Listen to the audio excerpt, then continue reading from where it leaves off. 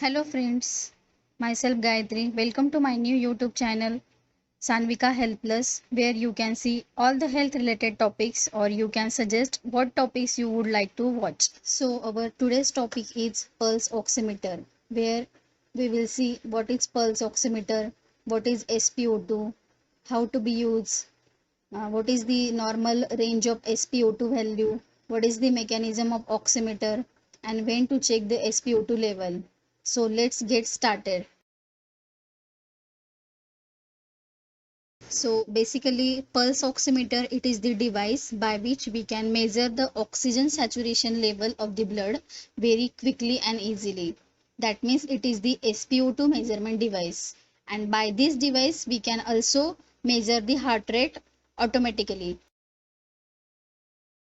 In this pandemic situation, in COVID-19 situation, all of you measure the SpO2 level, but what is the SpO2?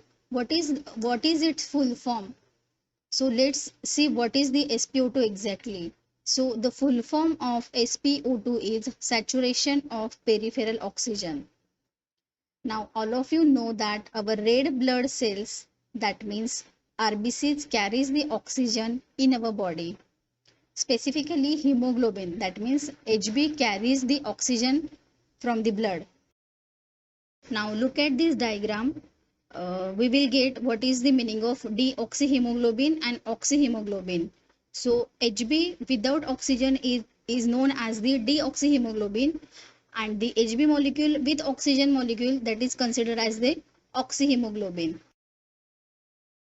Now we will see what is the meaning of oxygen saturation level. So that we will see. Look at this diagram. Here we consider the 10 HB molecules that are without oxygen molecules. So there is no any oxygen molecules. So it is considered as the oxygen saturation is 0%. In next diagram, there are 10 HB molecules. Out of 10, 5 molecules are bind with the oxygen molecules. So that oxygen saturation level is considered as the 50% oxygen saturation. And in last diagram, there are 10 HB molecules. Out of 10 HB molecules are bind with the 10 oxygen molecules. So that oxygen saturation level is considered as the 100% oxygen saturation. All of you know that how to use that pulse oximeter, but let's see what are the points. You should have to sit properly, then warm up your hands and make sure that your fingertip does not have any mehndi, any tattoo or nail polish on the nails. Then you have to power on the device and insert the finger into the device, and then SpO2 and the pulse rate will be displayed on the oximeter, and then note it down. You have to warm up your hand just by open and closing your fingers, and then you have to insert the finger into the device. Now let's see what are the normal values of the SpO2 level. So if the value is in between 95 to 100%, then it is normal. If it is in between 91 to 94%, then it is mild hypoxemia. If it is in between 86 to 90%, then it is moderate hypoxemia. And if it is below 85%, then it is severe hypoxemia. Hypoxemia is nothing but the decrease in oxygen saturation level. You might have seen the PR value on that device. That PR value is nothing but the pulse rate, and that is measured in the beats per minute, that is BPM.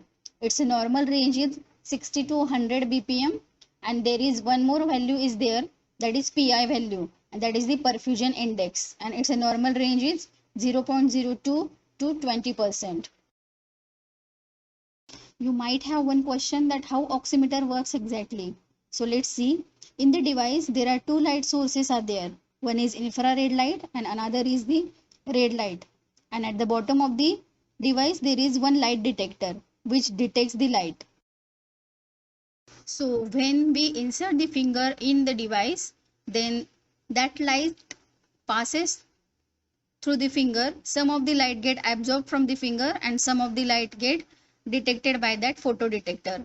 So basically the principle of this pulse oximeter is based on the Beer's law. That means The amount of light absorbed is directly proportional to the concentration of the light absorbing substance.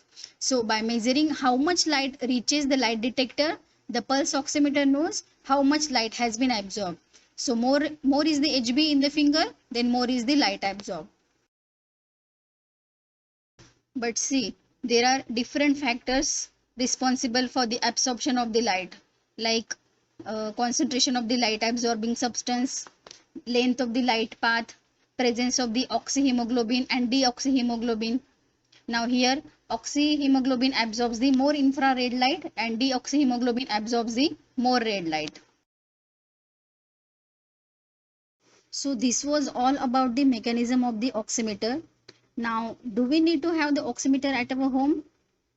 So only in case if there is any patient with the respiratory disease or any patient with the COVID-19 disease or symptoms of COVID-19 disease, then we should have to keep the oximeter at our home to check the oxygen saturation level regularly. Do you know how to increase the oxygen level in the blood? So pranayama, it is the good way to increase the oxygen level in a blood and it gives the strength to the lungs. But what happens with the help of pranayama exactly that increases the oxygen level in our body? That we will see in a separate video. If you like my video, please like this video and subscribe my channel. Thanks for watching my video.